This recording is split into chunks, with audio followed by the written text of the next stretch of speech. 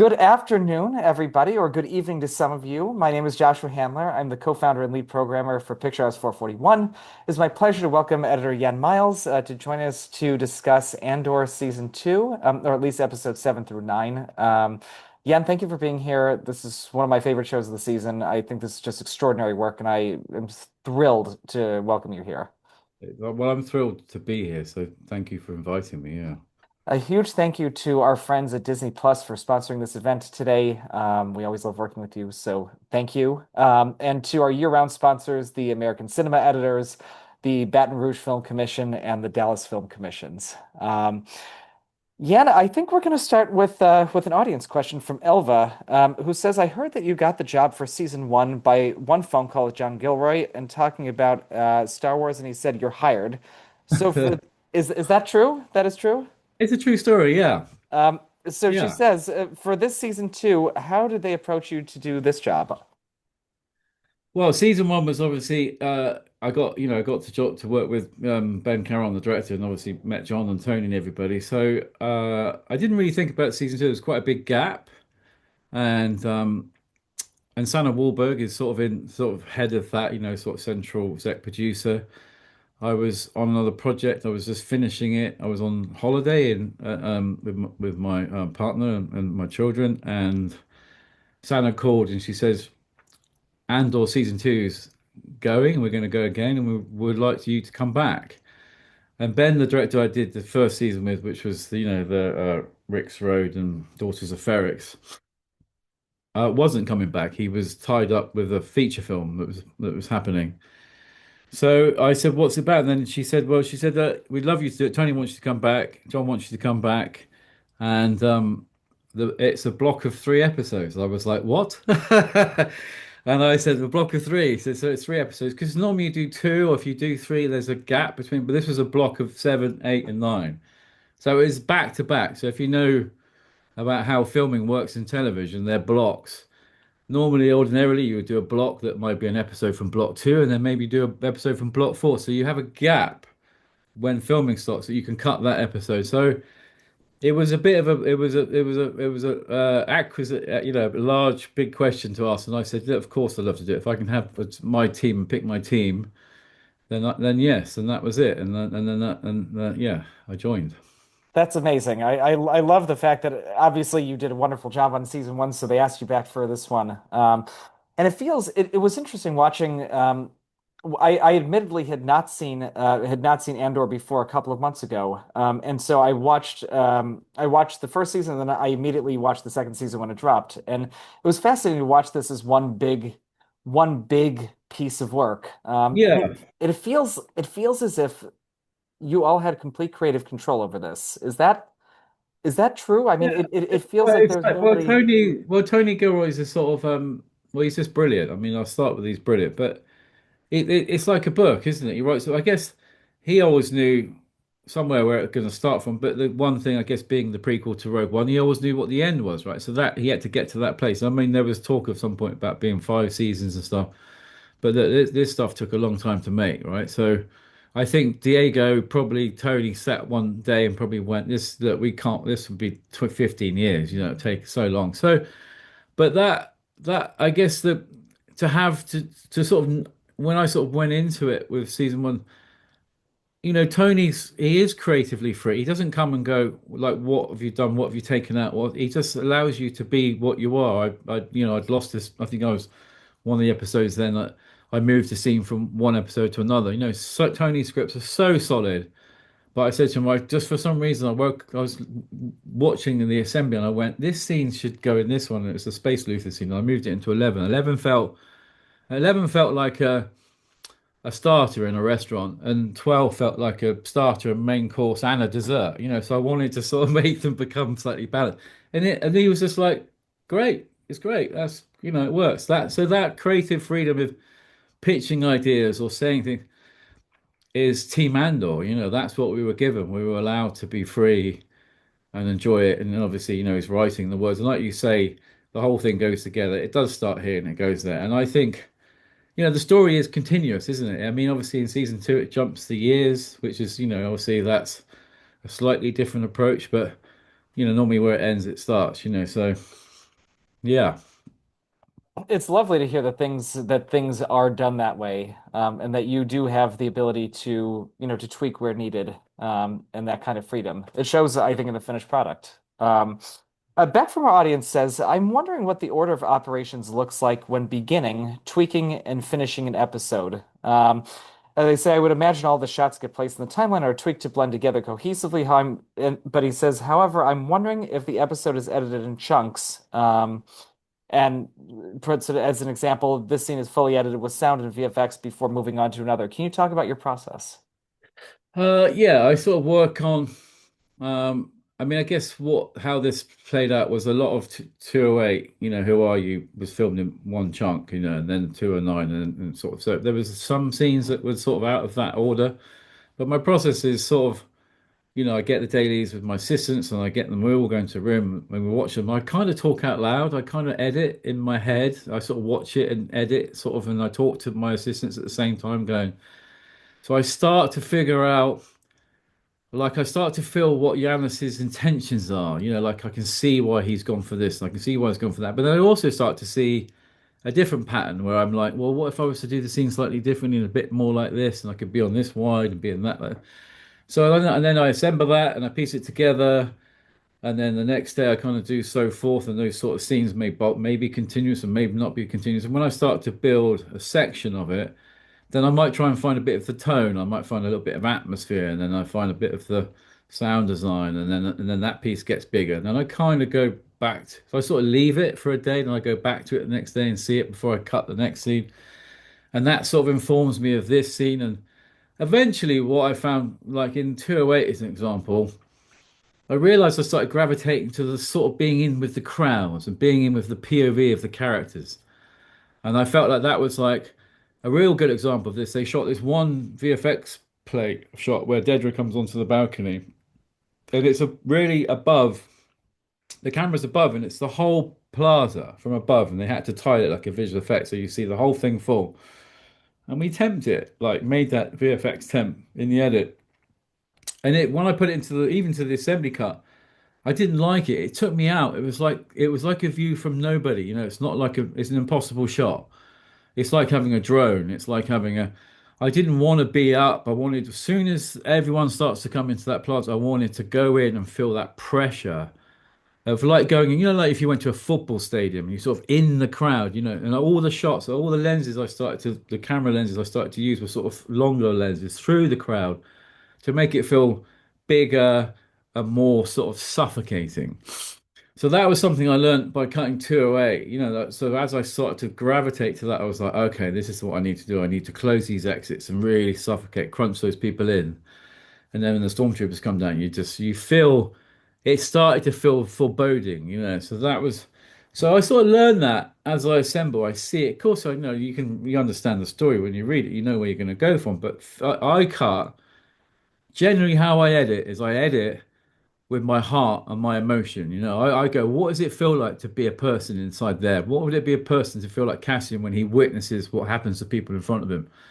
I always cut with my heart. I cut with, if I can make you feel something, then that's my main achievement. To make you feel how these characters feel. Immerse you inside that. And that's my goal really. That explains what you just said explains so much, about why I think, at least especially this chunk of episodes, are so great. I love the POV shots that you use, even through Cashin's viewfinder, when he's trying to take out Dedra, in 208. I mean, that adds so much to the immersiveness that you were talking about.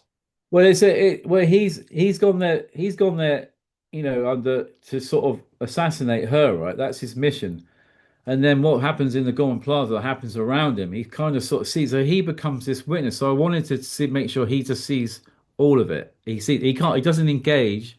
He's not there to police. He's not a Gorman. He knows these people from the story. But just allow him to see it. And then when they were trying to get out that exit and they come back in, I sort of held on shots of him just watching it, going, this is really happening.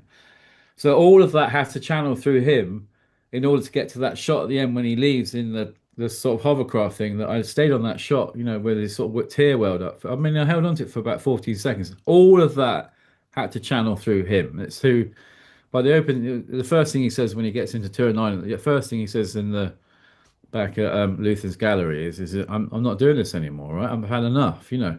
But you know his destiny's taking him to this place, you know. So that's really good storytelling in my book, you know. So I mean, another example of this is emotionally is like the Bix when Bix leaves Cassian at the end, you know, that scene, I recut that scene very differently than sort of how it was.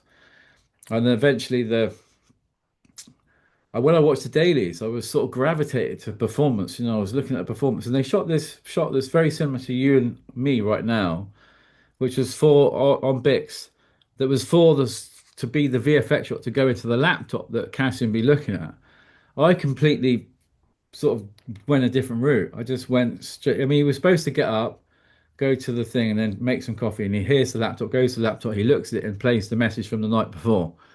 I completely sort of cut it in a flashback inside a flashback. And then I used the frame of the one that I performance. I mean, she just killed me. I watched it, I cried. I watched it, and I went, oh my God. When I watched her face and that, I went, I'm not even going to put her on the laptop. I'm just going to play it full frame like she's really like I am now. The camera's here, not here. So it was the night of recording the message, and we as the audience are in with her leaving the message this side, and it just broke my heart. And I sort of intercut it, so he left to go to the runway before, you know, as she's leaving the message, and I go back to him on the runway, go back to the laptop, and eventually I think I only used the shot of him in front of the laptop where you know he's in the laptop, I think twice in the whole sequence, and this is the very last shot, and then I overlapped that line, you know, when she's gone. I mean, it breaks my heart when she says, you know, maybe when this is all over, we'll get back together. You know his destiny's where his destiny's going, and that is, you know, this fascinating. When you do prequels, it's like you know someone has plot armor, but I want to make you feel emotionally engaged in it. That his journey to get to that Rogue One is complicated, and that's what I can't. That's why I cut that scene that way. And then off camera, you hear the guy go, Captain Andor, the K2 robot's ready for you. You know, he has to go and turn on Frankenstein. Whilst his sort of, you know, the love of it, this fantastic character he's channeled is just left, you know, to alter his course of his destiny. And that I remember playing it to my assistants in the room. I cut it once. I never changed it. Tony gave me one note as a extended shot. I think Yanis asked me to cut the other version. We never showed it to anybody. I played it to my assistants, and I looked around, and all of them were crying in the room. That's when the storytelling works best, right? I couldn't agree more, and I think your use of that full frame of her face is so So impactful. impactful. That intercut with the other various perspectives that we have. I think the intercutting of all of the different perspectives is something that is a highlight of your work throughout this 3 episode arc. And I'm looking at that Magnolia poster behind you, and can't. Yeah, well, I think it's one of my top five favorite films. I think, you know, I mean, that film fascinates me and still fascinates me today. You know, this sort of extraordinary storytelling. Like, it doesn't come around very often, you know, and that's a true master of telling stories. I mean, There Will Be Blood's one of my other favorites, but I felt like this with sort of Tony and being in the company of Tony and Dan Gura and these people that they've got this sort of legacy of filmmaking. And you know, I understand we're making Star Wars, but I just think he just writes the characters and he writes the espionage and he writes the way characters and that fundamentally is the place to start from. Look, I piece it together, but but what I do is I do move it around and I sort of just find how to get those. What is it I want you to feel? That's why I always feel that. What would you feel? And then that kind of tickles me, you know, to sort of emotionally engage in things, you know. And this show is emotionally engaging from I think the minute season one starts through the minute season two is over. There was never a moment where I felt anything less than completely engaged emotionally in these characters. There's such a sense of empathy too. Um, Speaking of intercutting, Noah and Harvey had a very similar question in our audience. Noah says the Gorman Massacre has storylines and characters intersecting and coming together, all while chaos happens around them. How did you go about planning and editing this scene? Obviously, you spoke a little bit about this earlier, but I would love to hear Yeah. more.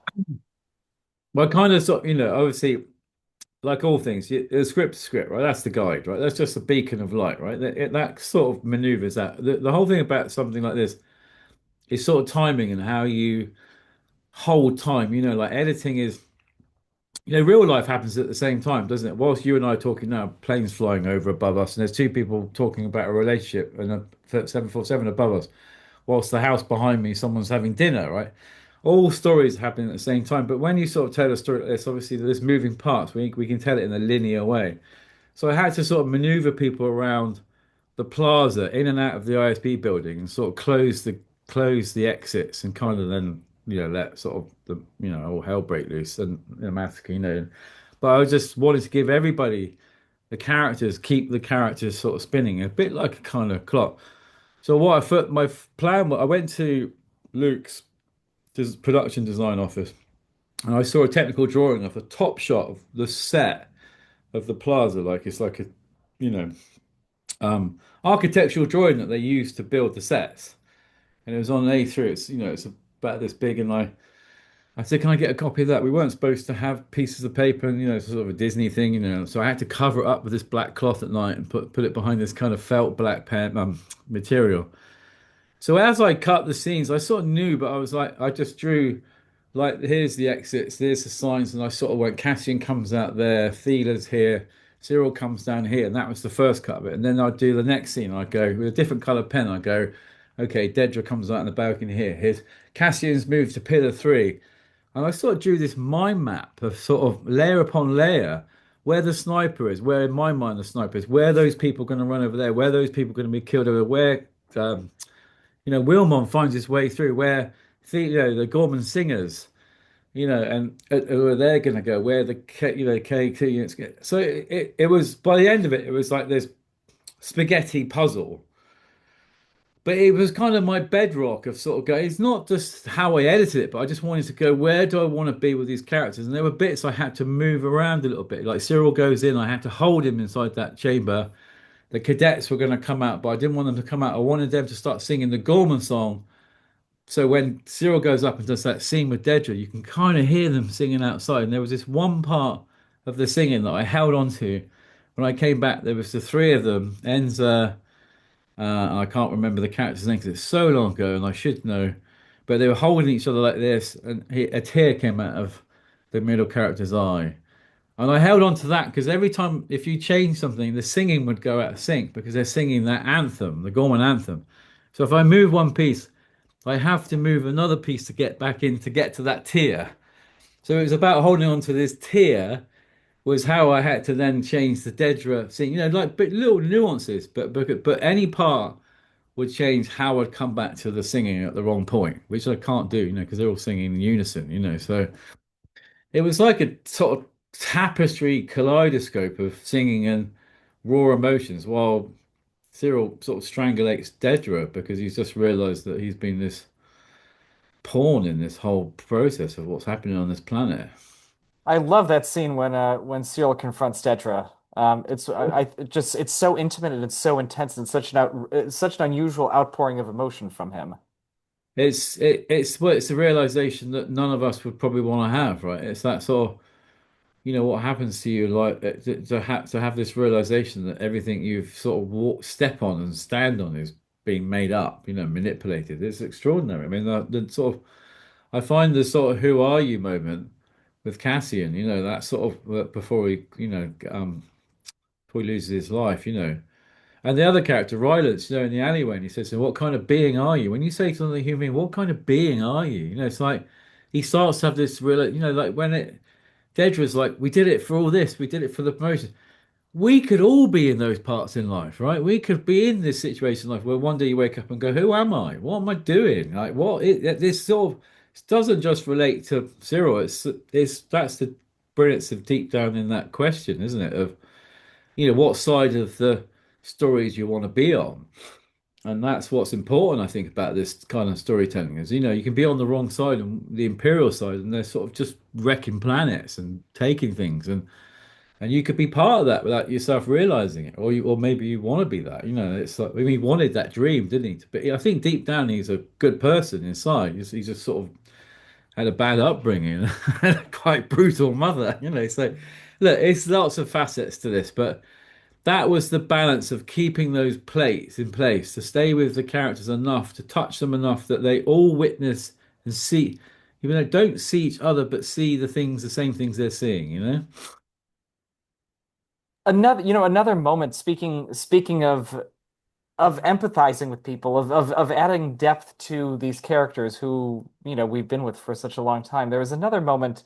It was, I believe, before the massacre when Cassian is listening to the radio, and you hold on his face as he's listening to that radio broadcast for a long while. And it's like time stands still watching him. I mean, it's so much is obviously Diego Luna's just typically wonderful work, but I love the fact that you specifically held on his face for as long as you did.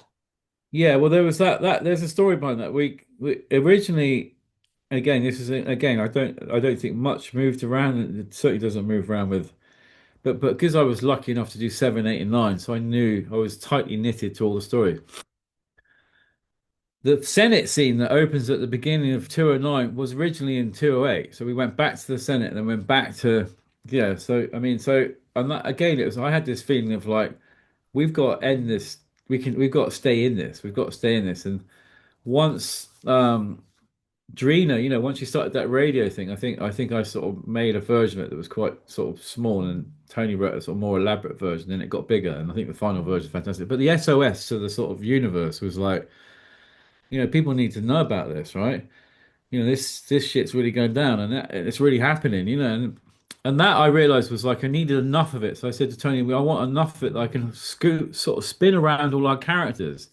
Start with Cassian, go all the way around, go to Rylance, and go to Dylan. I think it was Dylan who sort of dies in the character's arms, and just touch everyone, and then to sort of not contaminate that, just know that this is the consequences of all this stuff. And I think that SOS message was sort of brilliant. And so when I finally got to Cassian, he was obviously Diego's brilliant. He was like building for a tear, but I was just like, I'm just gonna, I can't cut this. I'm just gonna stay with it. I just have to stay. I just have to stay here and listen to those words, And he just witnesses again, being the witness of it. It has to get him to start 209 to go. I'm not doing this anymore. I think Claire says to him, like, and she says, "What do you mean you're going to give up?" And he says, "Well, once you see what I see, you'll understand." And I think that's important. That's important to tell that kind of, that's quite sort of powerful story because it's like, like people in the world we're in now witnessing this as we speak, right? That's sort of it's a hard thing to sort of stomach. And I think Cassian is this, he's quite a where he starts in the beginning of this story, he's quite a dangerous character, isn't he? He's sort of, he won't hesitate to shoot you if you're in his way, But he sort of slowly becomes drawn to this, what then becomes a rebellion, and that's what makes him such an integral character because he's willing to jump on the ship, he's willing to take risks, he's willing to do these things.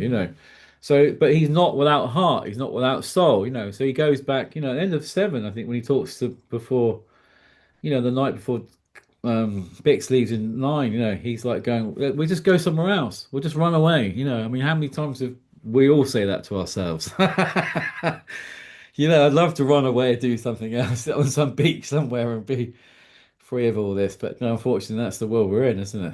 Well, fortunately as well, right? I know it is amazing watching this season in particular now, and how much it does speak to the world in which we live. And Yeah. done within the framework of one of the world's biggest franchises. I think that's one of the greatest feats.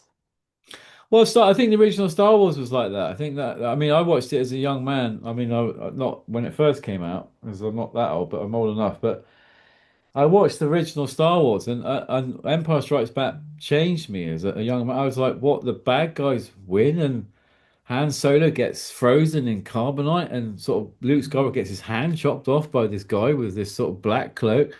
That blew my brains out. I was like, the balance.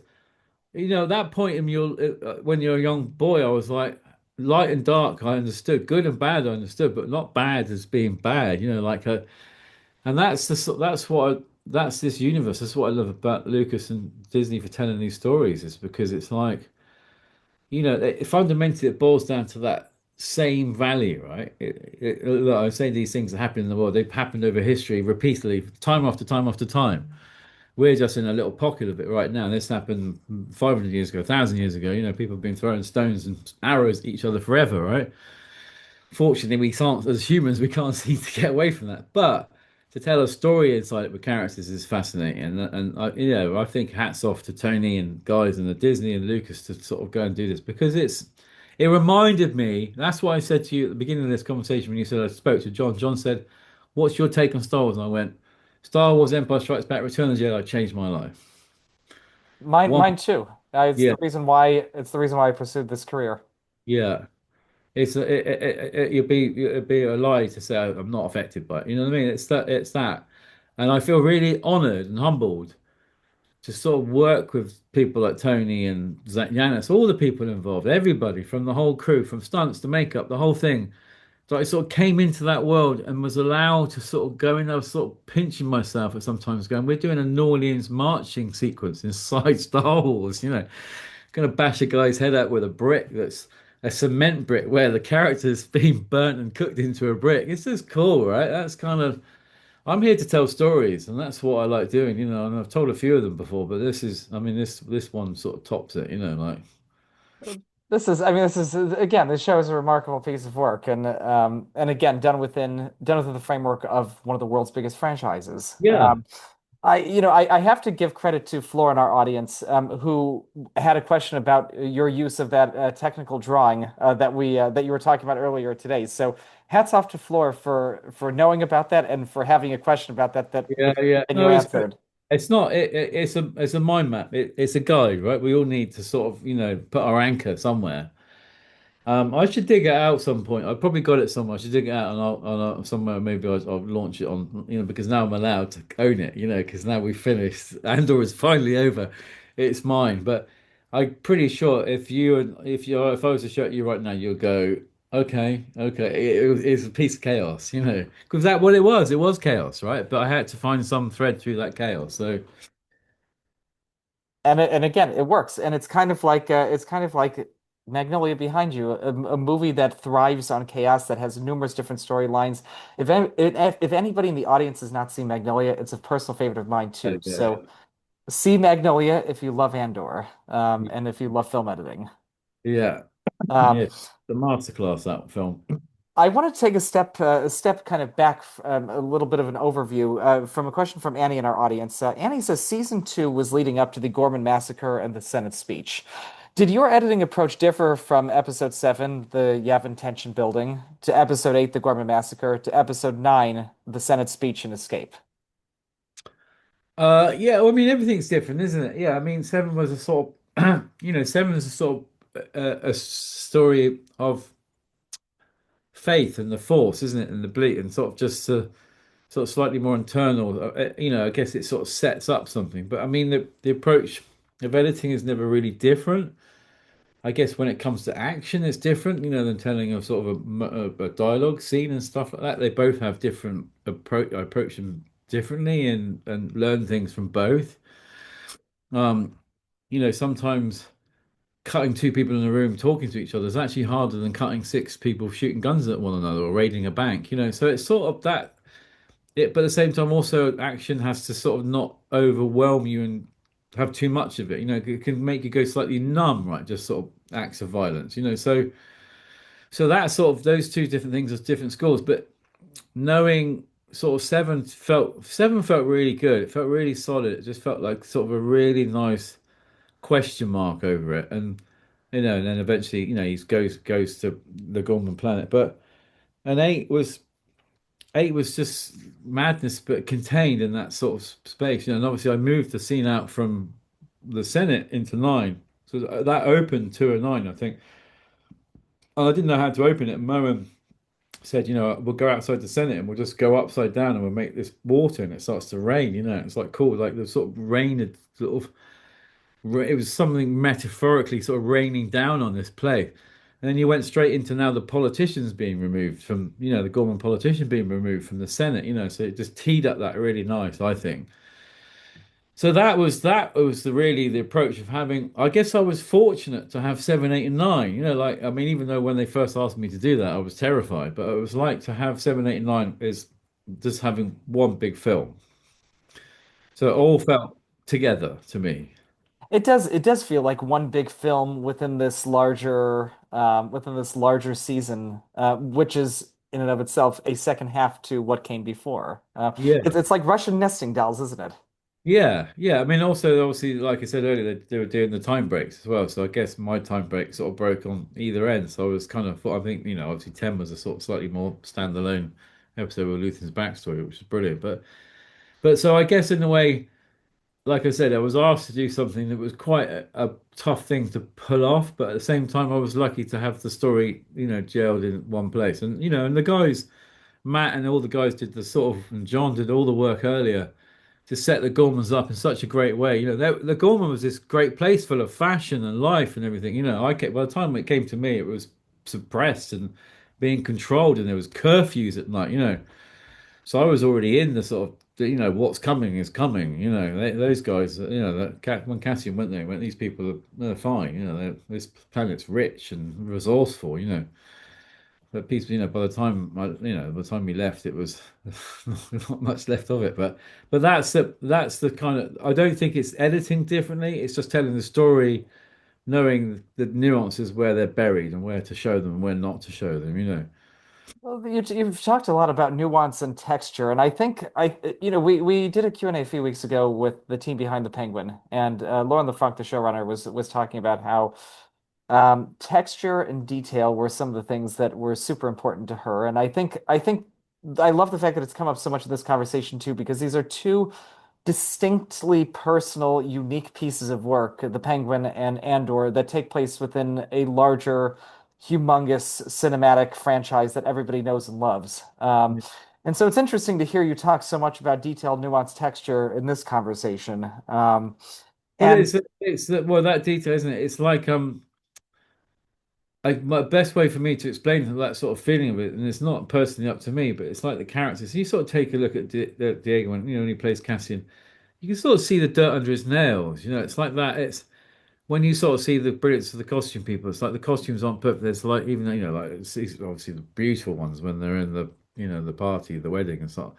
But you sort of see the sort of the brokenness of it, and that's it was like, I mean, I went to set on the shoot on 208, and it was like, honestly, it was a tough shoot, but the crew looked, they looked like they were in a war. It was that.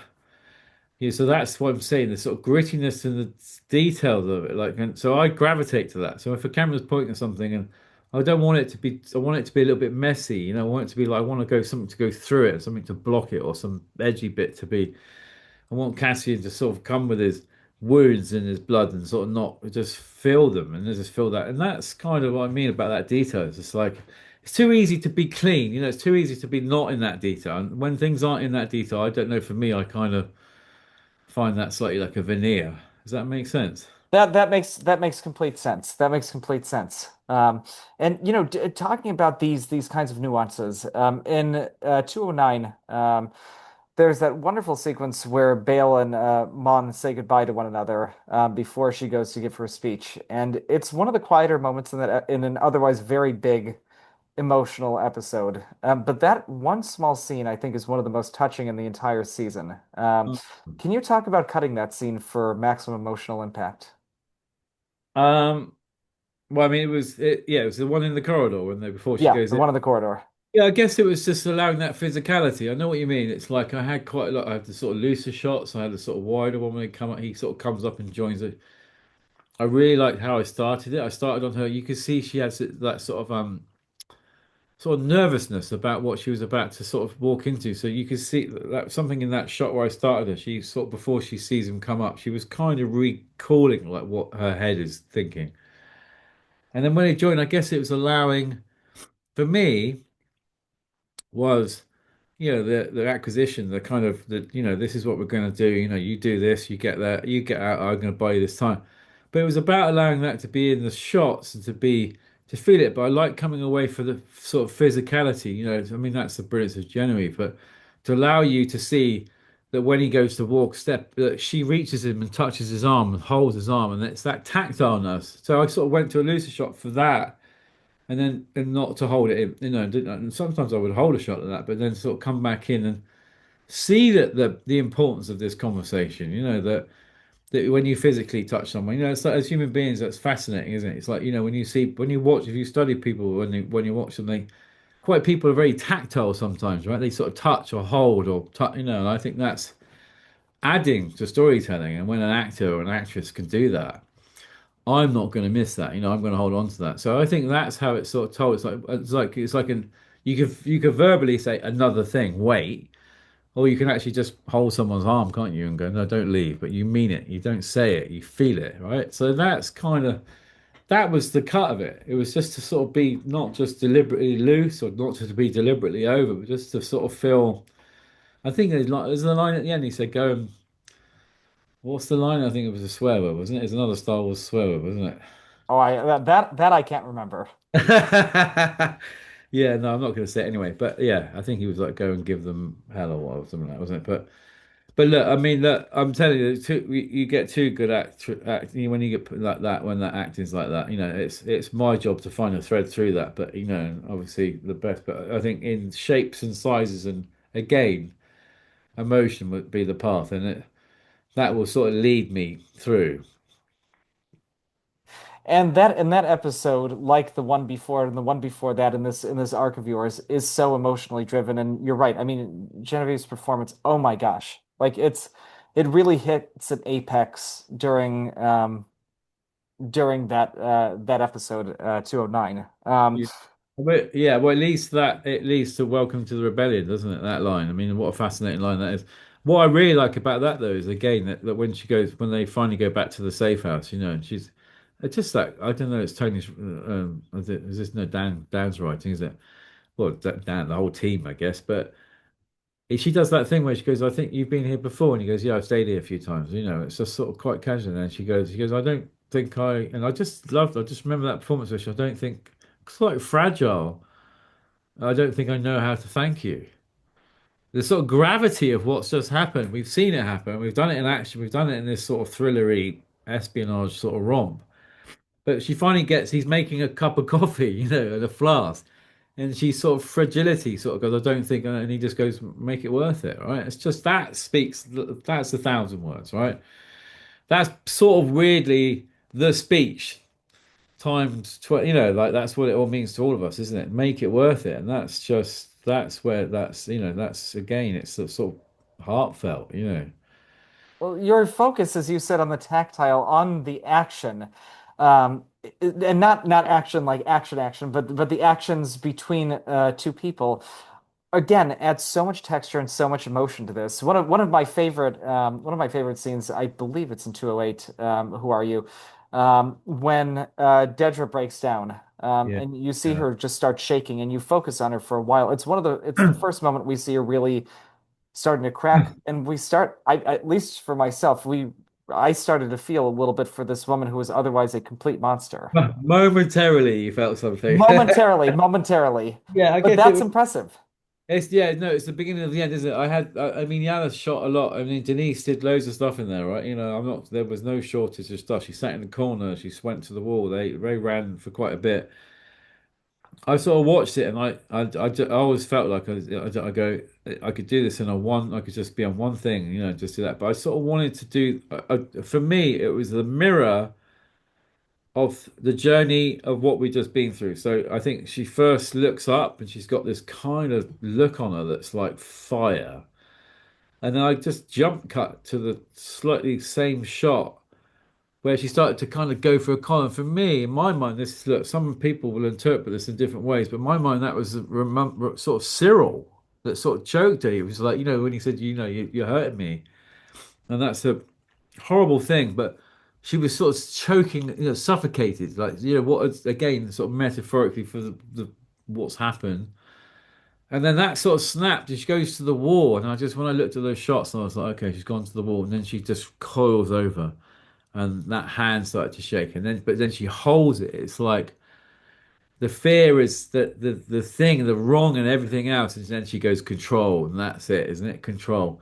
And then as she stands up, I just love that. I love cutting to that. I sort of jump cut to just her, which she's done throughout the whole entire seasons, where she just corrects her jacket under her belt, where she pulls it like a kind of a a character, that uniform, what it represents, that sort of imperial authority. And that just sort of straightens her up, and you're like, okay, I've got one little glimmer into you right then. one small iota, but this is your demise, right? This is it. You've seen the crack, the cracks there. There's no you're going nowhere now, right? You can't be seen inside your soul. So yeah, no, it's and I think it's about 5 shots, but it just I remember the first one I watched it, I just felt it. I can feel something again, giving the character some feeling and emotion like that. That's it. That's all. I think that's the best way to tell stories, and I think it's sort of you see about four emotions in that, right? And Sort of simultaneously too. simultaneously, yeah. And I don't. Then the sort of jump cuts are kind of fun with it. I just sort of don't. It's sort of weirdly she could have been there forever, right? She could have been 5 hours, could be 10 hours, could be 2 hours. It's irrelevant. But I know that you're gonna go, okay, I know what that feels, and I know what that feels like, and I understand that. You get an entire arc of emotions in, as you said, 5 shots. Yeah.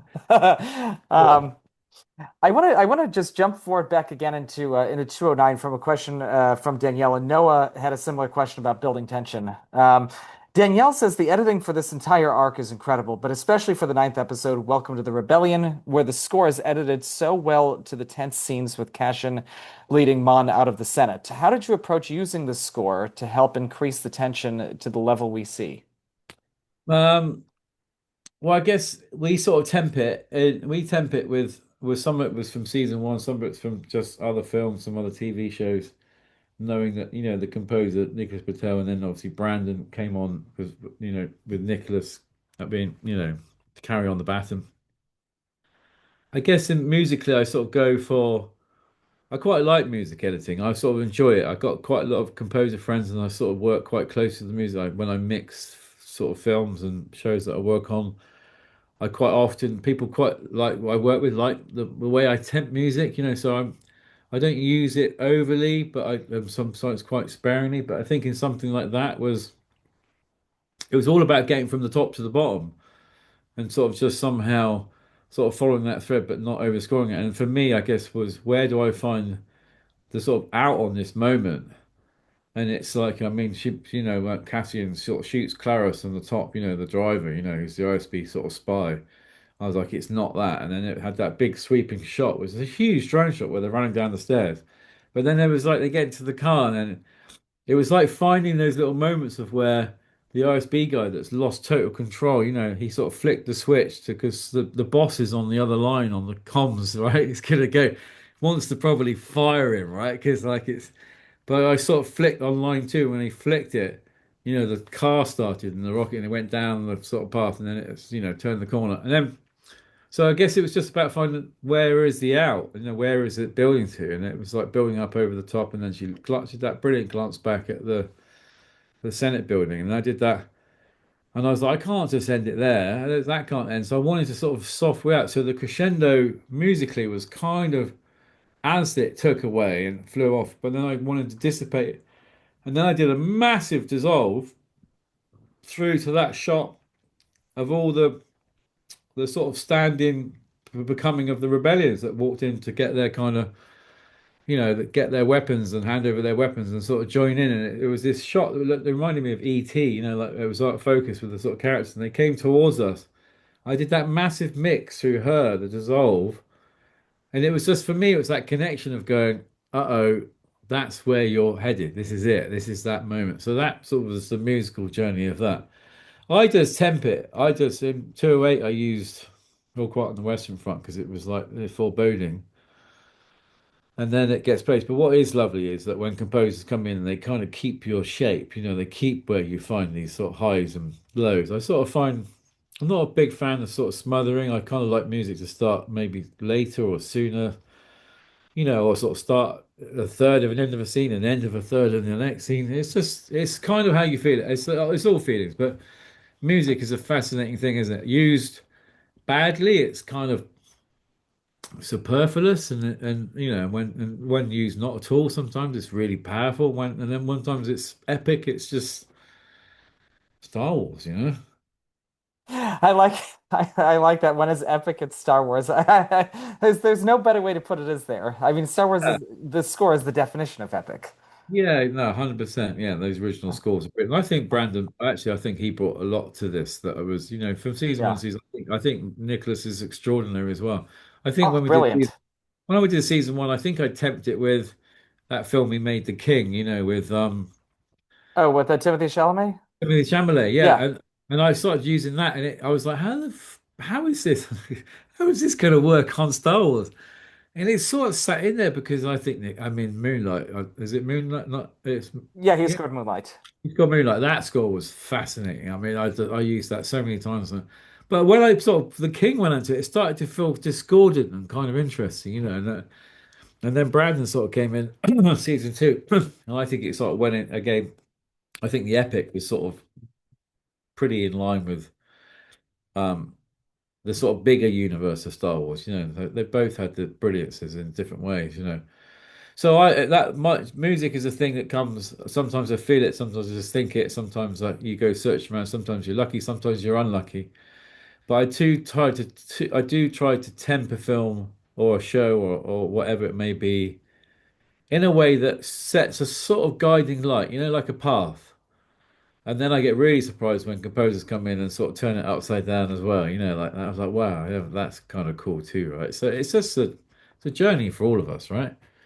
Do you have any examples of where one of your composers turned it upside down and it really worked? Yeah, I mean, it's like, well, I mean, I tell you, well, I've got a good example of something that I tried. This is something I sort of always mess around with. I'm mischievous. Am I mischievous? I don't know if sure that's the right word, but as an example, when we did the Gorman anthem, I needed some more voices just to help out, sort of spread it. How it spread like the sort of Mexican way when one person started singing, then it spread. And I went to my assistants, and was anyone sing very well, and two of the assistants were like said they sang choir and score. So I said, can you just sing me like a version of the Gorman anthem? Because I just want to get some different voices around when it started. I had the sort of main cast and then some extra singers, but not enough. Um, and then she sang the song, and when it came back, it was like an angel. It was like I was like, oh my God, she's got the voice of an angel. It was extraordinary. and uh so I sort of used it in parts, but I just remember being quite affected by it. And then as I finished the episode, like in my final cut, and then goes on to post, it was in post forever, because of the amount of visual effects. I decided to put that single, it was an a cappella single voice of the anthem, and I put it in the end roller. I sort of always sort of sometimes think, well, what, they're going to put some music on it, but I'm just going to leave that a cappella voice down there. And I remember watching it going, this voice, it was like an angel. I was like, oh my God, this is amazing. I'm going to leave it. I left the show like years ago. And then when I finally saw the finish, I got invited to the mix. Anna called me and said, do you want to come to the mix? I was busy. I was somewhere else. I was like, I'd love to, but I can't. I said, is it good? She went, it's great. Everything's turned out. It's great. I didn't even ask. I forgot about the voice. When I watched it, I couldn't believe Brandon. I think he did a sort of slightly different version of it, but he kept the essence of that thing. That's the bit of that's like our relay. That's how we pass those things over. I forgot about I broke my heart when that voice started. I went, oh my God, he's gone and done. I remembered, I've gone, okay, I remember I did that. I left it there with one of my assistants that recorded this voice.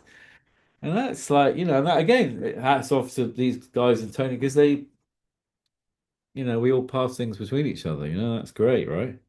It's teamwork, it's communication, and some of it I think is just the alchemy, the magic of. Alchemy is a good word. Yeah, no, definitely. Yeah. I mean, there's so much alchemy that goes into making a show, making a film, making any kind of filmed media. Obviously, there's an immense amount of skill, but some of it really is just the right elements, the right people, just working Yeah. in the right way. Sometimes it's mistakes as well. Sometimes it's like, or like, okay, this is an example. I'll give you the example of the question you sort of originally asked.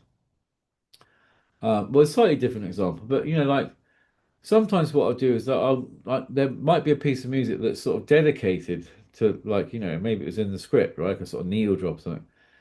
I'll put my laptop on and I'll put Spotify and I'll find it and I'll put it onto loop. Or then I'll put it on and I'll cut or I'll be assembling or something. I'll just have it on really low. I don't, it's just in my head, so I'm absorbing it. I'm absorbing the nuance of where the bars are and the beats are and where the verses are and the choruses are. And then an example of that is what happened to me once was the laptop stopped. And I went, that's unusual. It just stopped. So I pressed play again and it jumped to the next song. And the song was the same song, but a different version of it. By like it was a remix version by the same artist. I'm not going to go into the details of the artist, but it played and I went, oh, that's really interesting. That's like more interesting than the one that I've that's been chosen. So I sort of presented that. So it came to me by luck, or not luck, because I was listening to music, but because my laptop behaved oddly, it jumped to another song that was the same. You know, I didn't even sort of mentally think to go look for that. So when I played it, I liked it. I put it in the cut, and it stayed in the cut, and then it stayed in this film that I made. You know, so it's just, it's like I don't know how what if I'm making sense, but it's like yes, I was searching for something. Yes, I was listening to something, but an accident happened that then led me something else that then improved something, not necessarily by my choice, but by a sort of stroke of looking in the first place. Well, no, that makes complete sense. But I think yes, it may have been a bit of luck, but at the same time, it's the fact that you were open enough to be able to say, "Oh, look, that's interesting. This works better than Yeah, what I originally had." yeah, try harder, I guess, isn't it? But yeah, no, it's Yeah. just, but then yeah, so but with composers, yeah, I find like the relationship I find fascinating. I find, I think it's music fascinates me. I listen to it all the time. I collect records and just the whole artwork that comes with it, from the past. Like, I'll give you an example. I collect some. I got that down here. So this is gonna the old records. Uh, and this one will go back. There you go. When you got vinyl, look at that as a cover. It's like what I loved about that this sort of universe was that it was artists drew things. So, like online. I'm not saying I love streaming, right? But there's a whole kind of artistry that came with that. This is the album cover of The Who, Pinball Wizard. I mean, it's just, and inside is all these other facets of, the records and the sleeve. That's why I like it. That's why I love it because it involves lots of people making things, right? I'm so with you on this. I love physical Film. media. Yeah, like, it takes a army, a military operation to make a TV show like Andor. So it's touched by. I'm humbled to be part of that. Like every all these people have turned up in the bleak midwinter, to make this stuff. And they all channels through to me and my little Avid and my screen. This, my assistants and all the people involved. But then it goes back out to that screen to this universe. It's great. It's fantastic, right? But I like that music. I find mesmerizing. You know what I mean? Like how someone could ever think of writing, sort of Bach could write something like that, and just how it affects you emotionally and how it affects all of us over time, right? It's I f- probably, you know, yeah, I feel very similarly to you on that.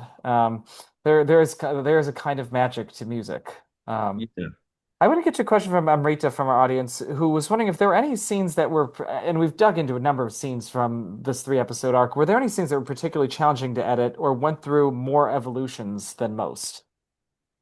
Um, not really, not really. I think I guess, I guess knowing being part of season one, like I guess sort of I know we've gone over this before, but I guess sort of knowing the show, knowing the characters, I don't think I sort of got really held in any sort of particular place. I guess I sort of knew I was fortunate enough to cut all of them. I mean, probably the scene that I probably changed, felt sort of slightly different uh, was Genevieve and Luthen outside the Senate when he first meet. And the scene where he says, "I've got friends everywhere," and that and there was quite a lot of sort of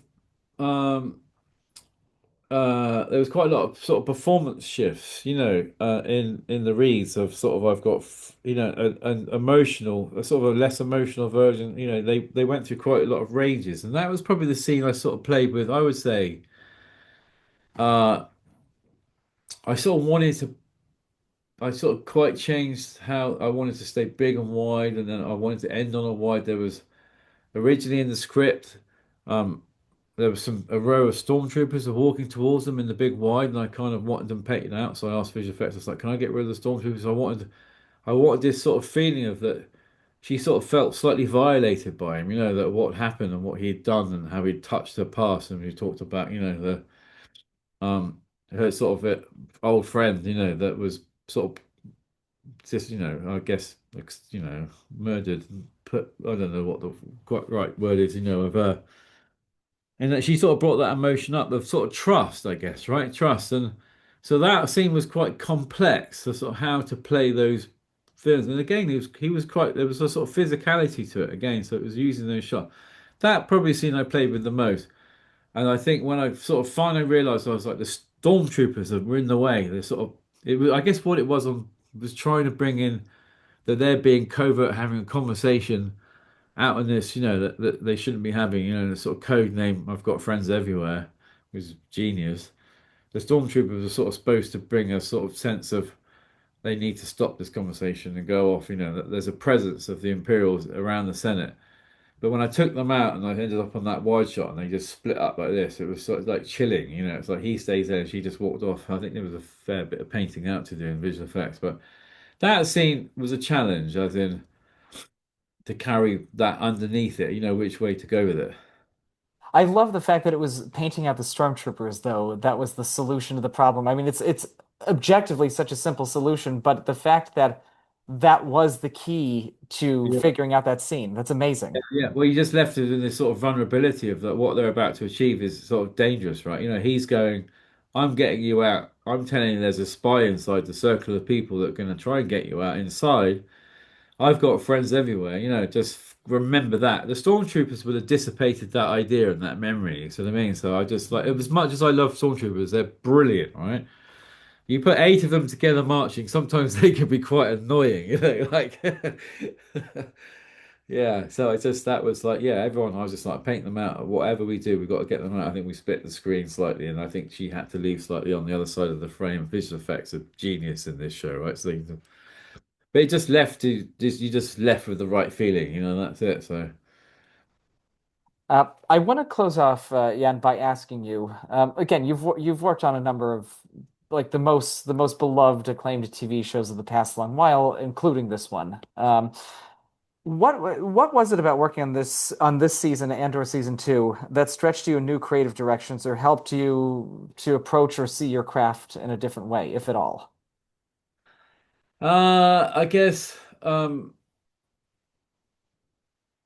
I think, well, I mean, obviously, I'm sort of, I guess, firstly, probably the respect of Tony and Dan and the writing, just knowing that you sort of like you can feel it, like, once you start, those people start saying those words, is probably the first thing.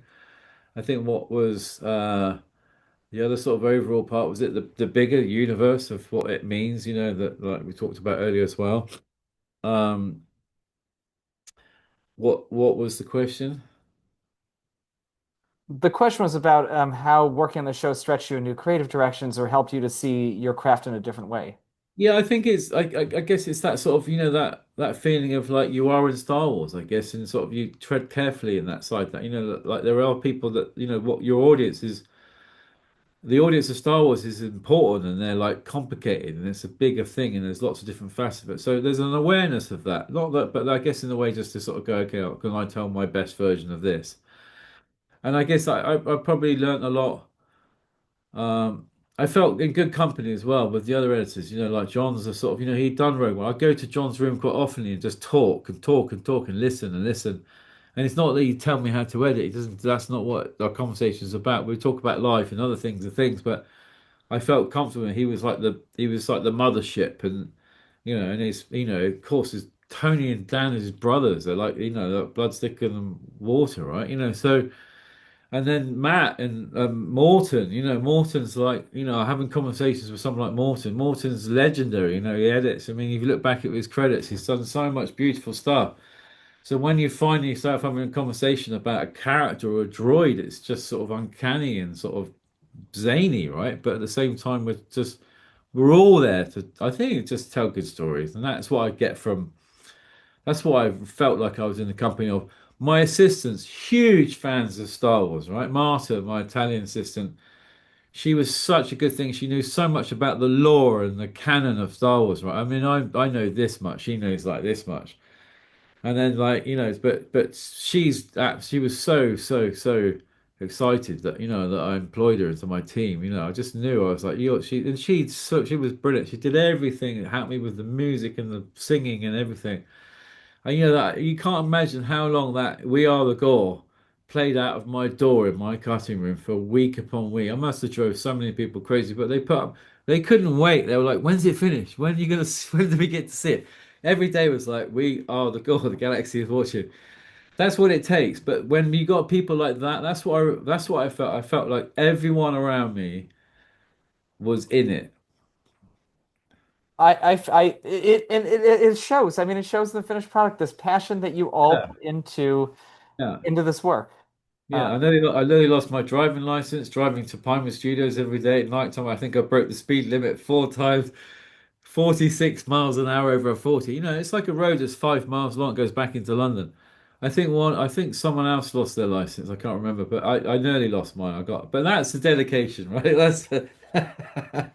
That's what we do. But no, it was a really beautiful, hard work, but a beautiful set of people that were in it, and just in it. That's it, in every way. I'm sure I speak on behalf of everybody in saying this is just an extraordinary piece of work. And it has been so much fun chatting with you over the past hour and exploring your work. I really appreciate you taking the time to be here. No, no, it's been a real joy to speak to you, Joshua. You know that it's like, I mean, I know um, it's really nice when you sort of know that people are in it and understand it. That's the because I think I said this before. Sometimes these things don't come around that much. And I know, look, we make a lot. I think, and I love television, and I love films, but just when you're sort of part of that thing, and when I speak to people and I know that they sort of generally sort of understand it, then I go, that's it. We've done what we came here to do, right? And just speaking to you, I can tell that you know. So it's been a real joy to be invited to speak to you about this. Thank you. That really means a lot, so I appreciate that greatly. And a huge thank you to everybody in our audience for being here and those who are joining us for our next two Encore live streams. Just a quick announcement as to what we have coming up. Our next Q&A will actually be this upcoming Tuesday at 8 p.m. Eastern, 5 o'clock Pacific. We have director Ken Kwapis, production designer Gabe Buckley, and editor Catherine Hemoff joining us to celebrate the 20th anniversary of the Sisterhood of the Traveling Pants.